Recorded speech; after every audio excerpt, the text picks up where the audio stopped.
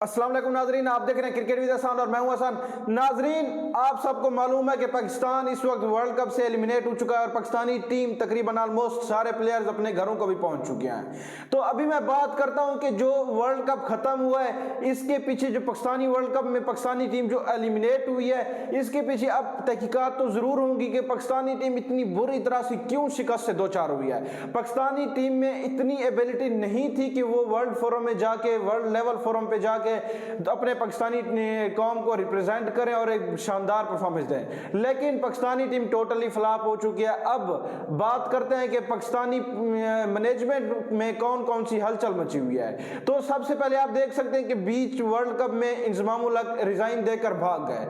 अब वो जिन्होंने स्क्वाड सिलेक्ट किया था, जिन्होंने एक स्क्वाड बनाया था, कमेटी तश्कील देकर चीफ सिलेक्टर बने हुए थे, उसने ये पर्ची स्क्वाड, ये 2 नंबर स्क्वाड भेज दिया इंडिया में, जो बिल्कुल भी एबल नहीं था कि वर्ल्ड कप खेलें।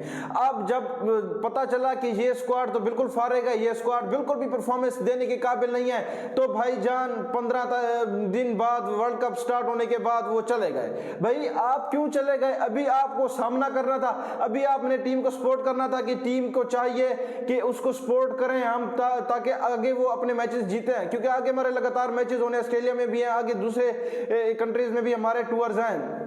लेकिन चीफ सिलेक्टर साहब भाग गए। क्यों? क्योंकि उनके ऊपर सवाल खड़े हो रहे थे, उनकी ऑफशोर कंपनियां थी और साथ ही साथ उनके जो दूसरे मसले थे वो भी आप कह सकते हैं कि पैसों के मसले हो गए या मर्जी की टीम सिलेक्शन की वजह से वो चले गए, उन्होंने रिजाइन कर दिया। अभी दूसरी खबर ये आ रही है कि हमारे बॉलिंग कोच साहब भी चले गए, मॉर्निंग मॉर्कल, वो भी चले गए। क्यों भाई? जब बात आती है तहकीकात की, जब बात आती है सवाल और जवाब की, तो ये लोग अपने ऊपर ब्लेम लाने की कोशिश ही नहीं करते। ये लोग अपने ऊपर ब्लेम लेते भी नहीं है कि हमने इतना घटिया तरीन स्क्वाड इंडिया में भेजा है वर्ल्ड कप खेलने के लिए, लेकिन जब वो स्क्वाड फ्लॉप हो चुका है तो कोई शख्स, कोई एक जिम्मेदार उसके ऊपर रिस्पॉन्सिबिलिटी नहीं लेना चाहता। ख्वाह वो हमारे मिकी आर्थर हो, मिकी आर्थर किसी और पे ब्लेम कर देते हैं, इंजमाम उल हक ने किसी और पे ब्लेम कर दिया, और उसके साथ मोने मार्कल ने, उसने भी रिजाइन दे दिया, अपनी जान छुड़वा ली, अब वो चलता बने। ठीक है, अभी बात करते हैं कि बाबर आजम और इमाम उल हक जैसे जो सीनियर प्लेयर हैं, अगर उनसे जब प्रेस कॉन्फ्रेंस में पूछा जाए हाँ भी वर्ल्ड कप हारने की जिम्मेदारी किसकी थी, तो कोई पीसीबी को ब्लेम करता है, कोई इंडियन मैनेजमेंट को ब्लेम करता है, कोई इंडिया की पिचेस का कहता है कि ये खराब है, कोई कहता है कि बॉल टेम्परिंग हो रही है। तो नाजरीन, सारे के सारे लोग यहां पर काम छोड़ रहे हैं, कोई एक भी बंदा अपने ऊपर रिस्पॉन्सिबिलिटी नहीं लेता। कैप्टन हो, कैप्टन भाग रहा है, वाइस कैप्टन हो, वो भी भाग रहा है, सबके नाम अब खामोश है। बंदा किसके ऊपर ब्लेम देके ऐसी घटिया तरीन पहले टीम आप लेकर जाते हो इंडिया में, जब वो टीम फ्लॉप हो जाती है तो उस टीम के लिए आप कोई भी रिस्पॉन्सिबिलिटी नहीं लेते। अभी मॉर्निंग मार्कल भी चले गए रिजाइन करके, इंजमाम उल हक भी चले गए, अभी होप्स हो 2-4 इस्तीफे और भी आ जाएंगे, होप्स हो बाबर आजम को भी यहां से डाउन कर सकते हैं ये लोग। अभी देखेंगे क्या होगा। आकिब जावेद ने पहले से ही कह दिया था कि मैंने तो T20 के लिए स्क्वाड बनाया था, लेकिन मिकी आर्थर ने वनडे खेलने के लिए ये स्क्वाड भेज दिया, तो मेरी भी कोई गलती नहीं है। तो भी गलती किसकी है? गलती हमारी है, हमने यहां पर उनको भेजा है भाई, हम अवाम ने उनको भेजा इधर वर्ल्ड कप खेलने के लिए। तो नाजरीन, ये लोग एक तमाशा बनाए रखे हुए हैं, हर 4 साल बाद ऐसे ही होता है। 4 साल में जो इनकी तैयारी, अब पिछले 4 साल आप क्या कर रहे थे? आप 4 सालों में एक भी टीम नहीं बना पाए वनडे की। ये सबसे बड़ी कमजोरी हमारे पीसीबी की है। दूसरी हमारे जो करंट कैप्टन है उनकी होती है। अब पीसीबी की जिम्मेदारी कैसी है? अब देखेंगे पूरे साल, अब नवंबर 2023 चल रहा है, तो अगला वनडे, पाकिस्तान का वनडे मैच 2024 में होगा। तो पूरे साल में एक भी वनडे मैच नहीं जब ये खेलते, तो ये आगे वनडे इवेंट्स कैसे खेलेंगे?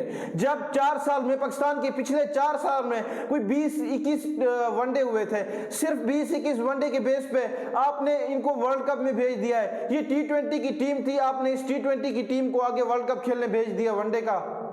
तो ये सारी मिसमैनेजमेंट है, कोई कोऑर्डिनेशन नहीं है, कुछ भी जिम्मेदारी नहीं ले रहा कोई। नाजरीन, ऐसे तो नहीं होता, अगर कोई जिम्मेदारी नहीं लेगा तो फिर हमारी टीम ऐसे ही ख्वार होती रहेगी और पाकिस्तानी अवाम ऐसे जलील ख्वार होकर बस रुसवाई होती रहेगी। और इसके अलावा पाकिस्तानी टीम का कोई पुरसानियाल नहीं है। मैं कह सकता हूं कि इस वक्त पीसीबी को स्ट्रिक्ट एक्शन लेना चाहिए, स्ट्रिक्ट एक्शन इन प्लेयर्स के अगेंस्ट लेना चाहिए जो मुसलसल फ्लॉप हो रहे हैं। इन मैनेजमेंट के खिलाफ, चीफ सेलेक्टर के खिलाफ एक्शन लेना चाहिए। कोचेस के साथ, बॉलिंग कोच हो, हेड कोच हो या बैटिंग कोच हो, सबको जिम्मेदारी देनी चाहिए, क्योंकि एक भी फील्ड में हम कामयाब नहीं हुए।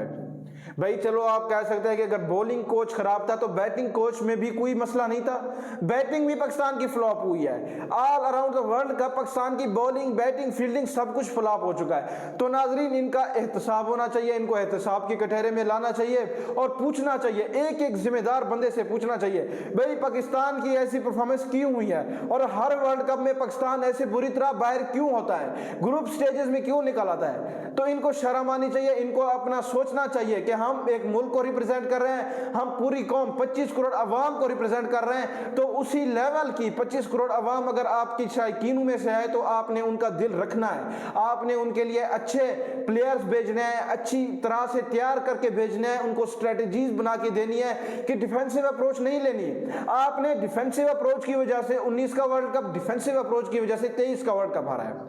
डिफेंसिव अप्रोच ये था कि आप अपने रन रेट की वजह से हारे। आपने अटैकिंग क्रिकेट खेली होती तो आपका रन रेट यहां पर माइनस में ना जा रहा होता, आपका रन रेट न्यूजीलैंड के बराबर होता। तो नाजरीन अब तक के लिए इतना ही, फिर मिलेंगे किसी और वीडियो में, तब तक के लिए अल्लाह हाफ़िज़।